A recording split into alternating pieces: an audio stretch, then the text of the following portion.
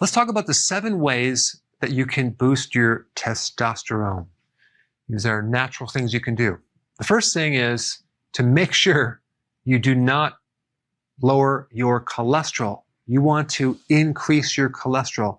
Do not go on a low-fat diet. Why? Because cholesterol is the precursor, the building blocks that help make testosterone. And that's one of the problems too when your doc puts you on statins.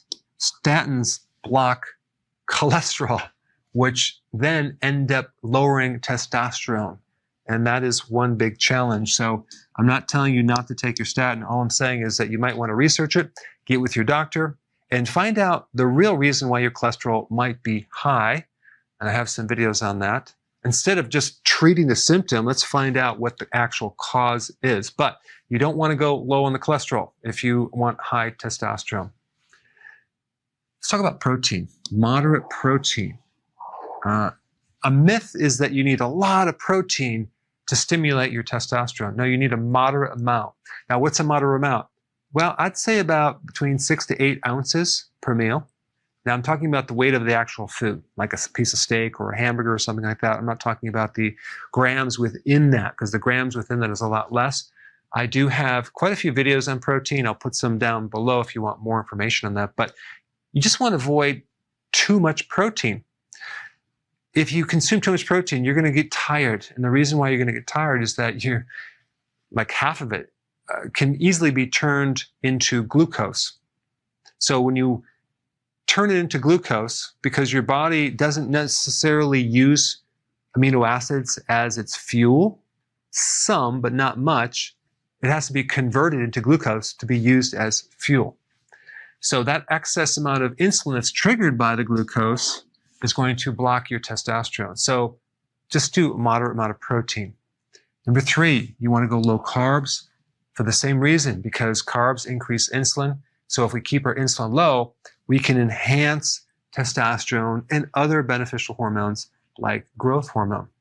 Number 4, exercise will stimulate testosterone if it's high intensity interval training or exercise involving the whole body to the point where you're sweating, but not overtraining.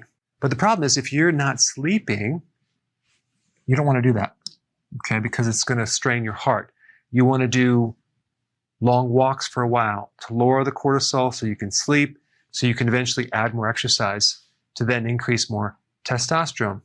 Now, just as a side note, and I didn't put this on this chart, is that I always recommend when you do low carb, it's called keto, you also do intermittent fasting. Intermittent fasting improves growth hormone, and wherever growth hormone goes, testosterone goes. It tends to follow similar pathways. And so intermittent fasting is vital to keep your testosterone levels normal, because if you're doing snacks and frequent meals, you're just going to increase insulin and suppress testosterone.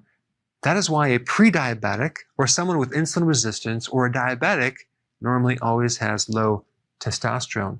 And that's going to affect your muscle mass, and it's going to affect your libido and your energy. Number 5, sleep. Very, very important. Why? Because we want to keep our cortisol lower. Increase cortisol, the stress hormone, we lower testosterone. We also want to keep estrogen on the low side, so you want to avoid soy products, especially soy protein isolates, which is in a lot of diet foods and like the fake meat and things like that. And then you want to avoid things that increase estrogen. So you want to do organic, because pesticides, insecticides act like estrogen in the body. They're called estrogen mimickers or endocrine disruptors.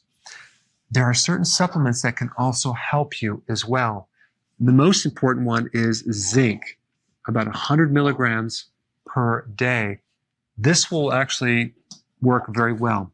Another good one that I recommend is the Korean red ginseng. This not only improves testosterone, but it's going to improve your energy. It's going to give you a sense of calmness. It'll give you stamina.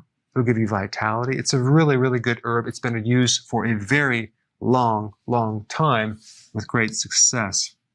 L-arginine will increase something called nitric oxide, which can increase testosterone. It's a good supplement. But remember, anytime you're doing supplements, they may not work if your diet isn't corrected.